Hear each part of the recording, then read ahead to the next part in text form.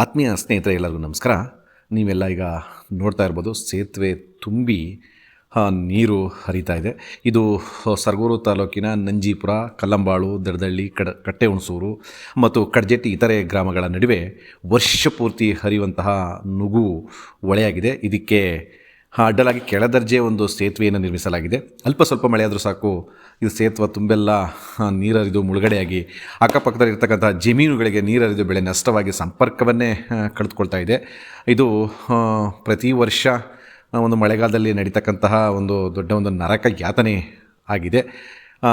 ಈ ಗ್ರಾಮಗಳಿಗೆಲ್ಲ ಈ ಸೇತುವೆ ಸಂಪರ್ಕ ತಕ್ಕೊಂಡು ಕಳ್ಕೊಳ್ತಿದೆ.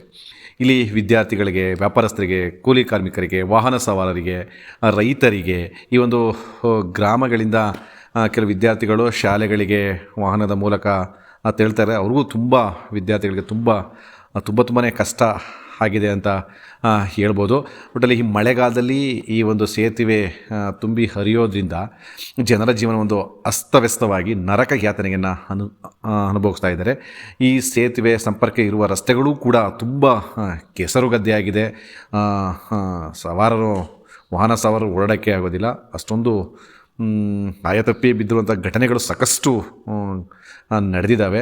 ಈ ಸಮಸ್ಯೆಗಳನ್ನೆಲ್ಲ ಅಧಿಕಾರಿಗಳು ಮತ್ತು ಜನಪ್ರತಿನಿಧಿಗೆ ಹೇಳ್ಕೊಂಡ್ರು ಕೂಡ ಇದಕ್ಕೆ ಸ್ಪಂದಿಸ್ತಾ ಇಲ್ಲ, ಕ್ಯಾರೆ ಅಂತ ಇಲ್ಲ. ಏನಾದರೂ ಒಂದು ಸಬೂಬು ಹೇಳಿ ಕಳಿಸ್ತಾ ಇದ್ದಾರೆ. ದಯವಿಟ್ಟು ಇದಕ್ಕೆ ಸಂಬಂಧಪಟ್ಟವರು ತುರ್ತಾಗಿ ಒಂದು ಸೇತುವೆಯನ್ನು ಮೇಲ್ದರ್ಜೆಗೆ ಏರಿಸಿ ಈ ರಸ್ತೆಗಳನ್ನು ರಿಪೇರಿ ಮಾಡಿಸಿ ಅಂತ ಇದಕ್ಕೆ ಸಂಬಂಧಪಟ್ಟವ್ರು ನಾನು ವಿನಂತಿಯನ್ನು ಮಾಡ್ಕೊಳ್ತಾ ಇದ್ದೇನೆ.